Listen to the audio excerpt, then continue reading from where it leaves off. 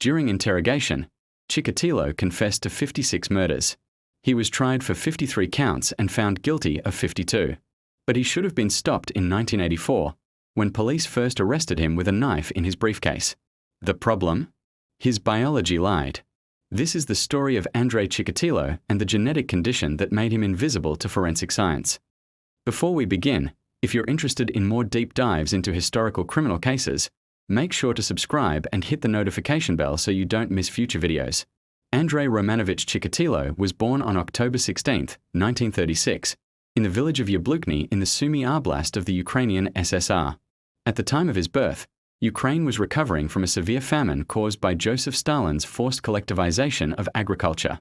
His mother repeatedly told him that an older brother named Stepan had been kidnapped and cannibalized by starving neighbors before his birth, though this claim was never verified.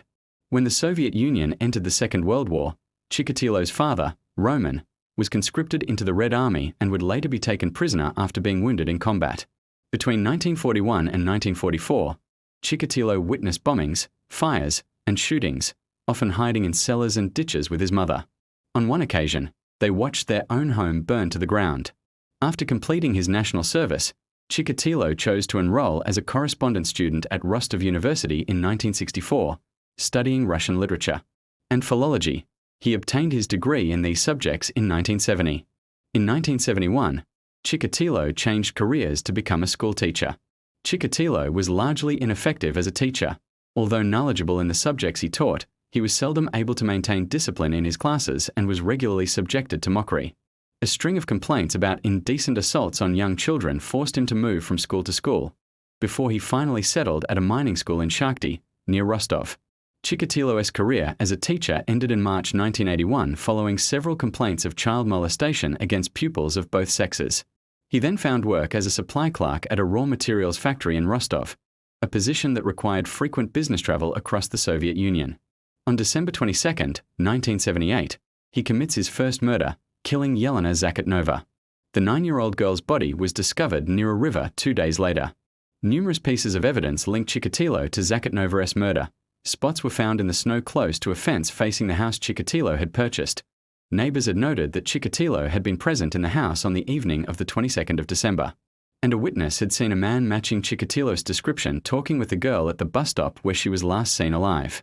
Despite this evidence, a 25-year-old laborer named Alexander Kravchenko, who had previously served a prison sentence for another crime, was arrested for the murder. At his trial, Kravchenko retracted his confession and maintained his innocence, stating his confession had been obtained under extreme duress. Despite his retraction, Kravchenko was convicted of the murder and sentenced to death. This sentence was commuted to 15 years imprisonment by the Supreme Court in December 1980. Under pressure from the victim's relatives, Kravchenko was retried, erroneously convicted, and eventually executed by firing squad for Zakatnova's murder in July 1983. Throughout the early 1980s, the pattern continued. Bodies began appearing near railway stations and bus stops across the Rostov region. The victims were young runaways, children, and vulnerable individuals whom Chikatilo encountered during his business travels. The Soviet authorities faced a profound ideological problem. At the time Andrei Chikatilo was at large, Soviet policy barred the media from reporting on such cases. Serial killers were seen as a Western phenomenon. The official position maintained that such crimes could only occur in capitalist societies, not in the Soviet Union. This denial meant that parents had no way of warning their children, and the public remained largely unaware of the danger. By 1984, 15 more victims had been added to the count. Police efforts intensified dramatically.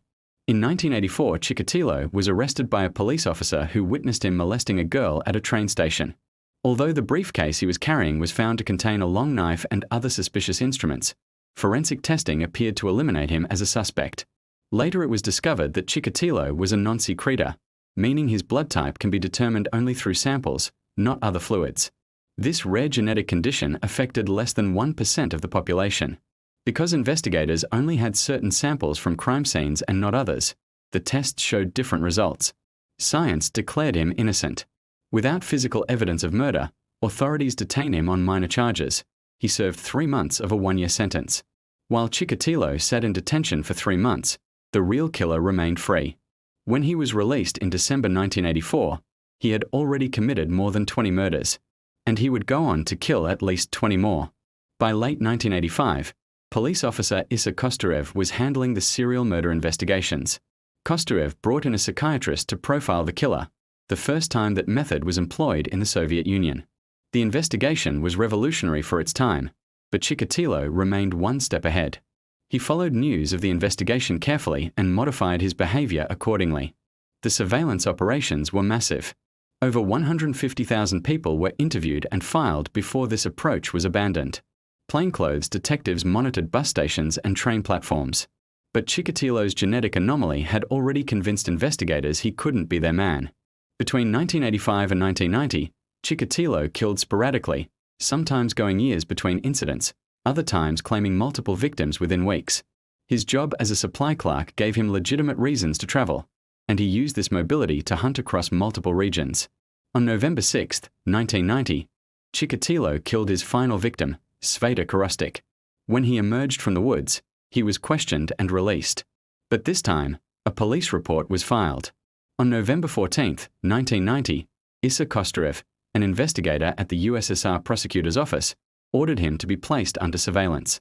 Investigators began connecting pieces that had been overlooked.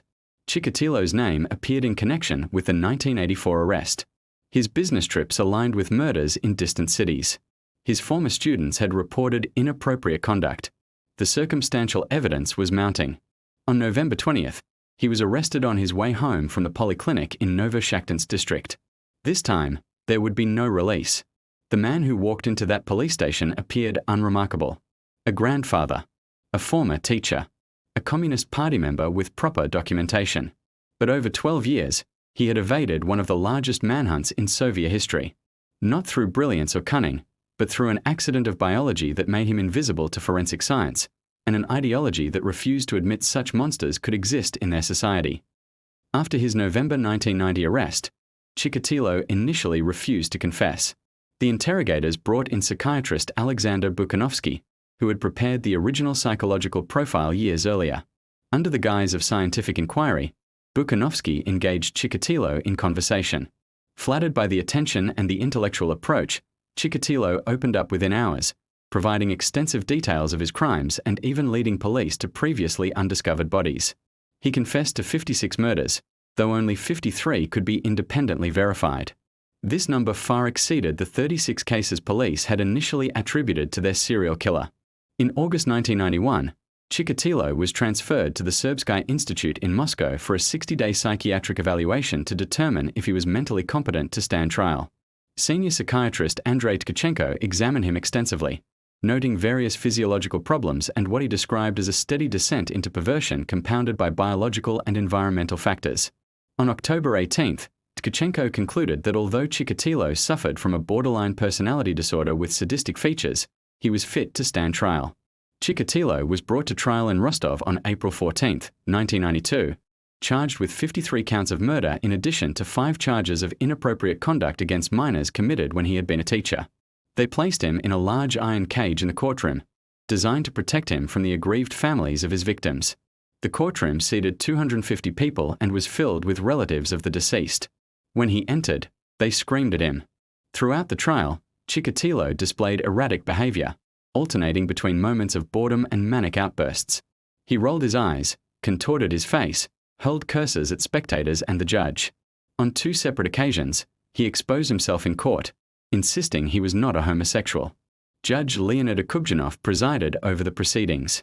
The first 2 days were devoted to reading the long lists of indictments against Chikatilo. Each murder was discussed individually. On several occasions, relatives present in the courtroom broke down in tears or fainted when details of their loved ones' deaths were revealed.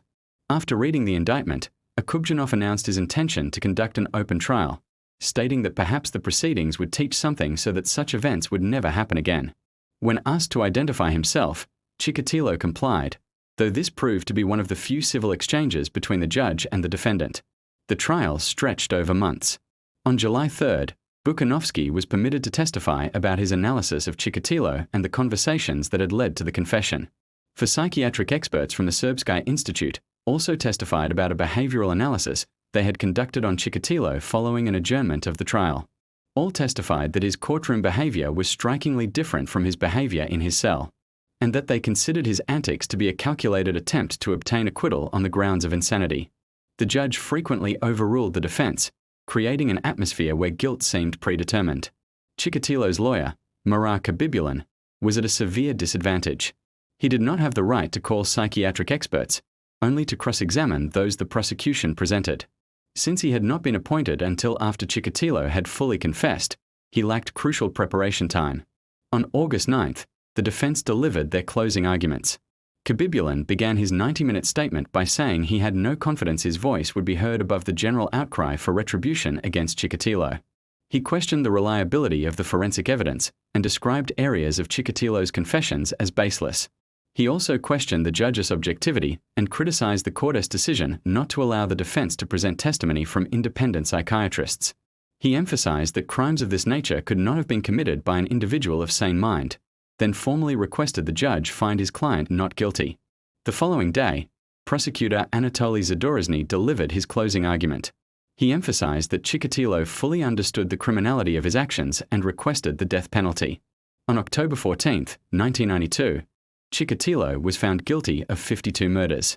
One charge was dropped for lack of evidence. On October 15th, Judge Akubjanov read out the sentence. A thin and pale Chikatilo began shouting incoherently from his cage. Two spectators, both mothers of victims, rose from their seats sobbing and tried to push their way through the crowd to get to Chikatilo's cage. The courtroom erupted in applause and cheers as the judge pronounced sentence. Chikatilo was sentenced to death for each of the 52 murders. He was taken from the courtroom to his cell at Novocherkassk prison to await execution. He lodged an appeal against his conviction with the Supreme Court of Russia, but this appeal was rejected in the summer of 1993. Following the rejection, Chikatilo filed a final appeal for clemency with President Boris Yeltsin.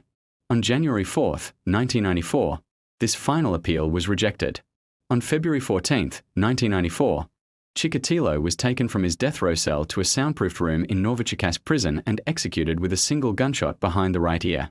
He was buried in an unmarked grave within the prison cemetery. The execution ended one of the most notorious serial murder cases in history. But the case's legacy extended far beyond Chikatilo's death. It exposed the deep flaws in the Soviet justice system, the dangers of ideological denial, and the price paid when politics interferes with public safety. The wrongful execution of Alexander Kravchenko in 1983 remained a permanent stain on the investigation. An innocent man had died for Chikatilo's first crime, a tragedy that could have been prevented with more thorough investigative work. Chikatilo's case also represented a turning point in Soviet and Russian criminal psychology. It was one of the first times psychiatric profiling was used in the Soviet Union, a technique that would become standard in future investigations. The case forced authorities to acknowledge that serial killers could exist anywhere, regardless of political system or ideology. For the families of the 52 confirmed victims, there was no real closure. No punishment could undo the loss. No execution could bring back the children who had trusted a kind-looking man at a bus station, or the young people who had accepted his offers of help. The iron cage that held Chikatilo during his trial became a symbol of the case, a physical manifestation of society's need to contain what it could not comprehend. And when that single shot ended his life in a soundproof room, it marked not just the end of a killer, but the end of an era when such monsters could hide in plain sight, protected by ideology, bureaucracy, and a rare twist of biology. The story of Andrei Chikatilo remains one of the most significant criminal cases in Russian history. It exposed the fatal intersection of ideology, flawed science, and bureaucratic failure. 52 lives were lost, an innocent man was wrongfully executed, and countless families were left with wounds that would never heal. This case changed how law enforcement approached serial crimes in Russia and demonstrated that no society is immune to such horrors, regardless of its political system. If you found this video informative, please like and subscribe for more deep dives into historical criminal cases. Let me know in the comments which case you'd like me to cover next. Thank you for watching.